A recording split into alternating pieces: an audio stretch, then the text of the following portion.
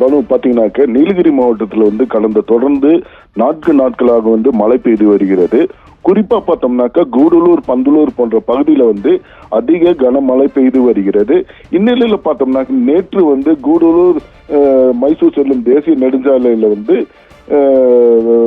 மண் சரிவு ஏற்பட்டது. உடனடியாக அந்த பகுதிக்கு வந்து தீயணைப்பு துறையினர், நெடுஞ்சாலைத்துறையினர் வந்து அந்த பகுதிக்கு வந்து இந்த மண்களை வந்து அகற்றும் பணியில வந்து ஈடுபட்டு வந்தனர்.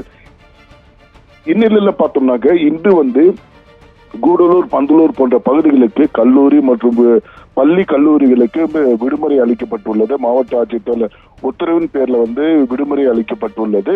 மேலும் பாத்தீங்கன்னாக்க தொடர்ந்து வந்து நீலகிரி மாவட்டத்துல வந்து உதகை, கூடலூர், குன்னூர் போன்ற பகுதியில் வந்து மழை பெய்து வருகிறது.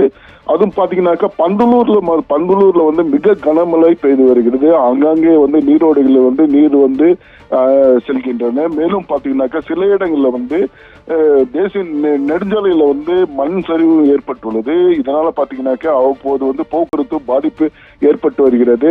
இதன் காரணமாக பாத்தீங்கன்னாக்கா அதிக கனமழை பெய்து வர்றது காரணமாக வந்து கூடலூர், பந்தலூர் போன்ற பகுதிகளுக்கு வந்து பள்ளி கல்லூரிகளுக்கு மாவட்ட ஆட்சித்தலைவர் அருணா உத்தரவின் பேர்ல வந்து இன்று ஒரு நாள் வந்து விடுமுறை அளிக்கப்பட்டுள்ளது. மேலும் வந்து நீலகிரி முழுவதும் வந்து பரவலாக மழை பெய்து வருகிறது.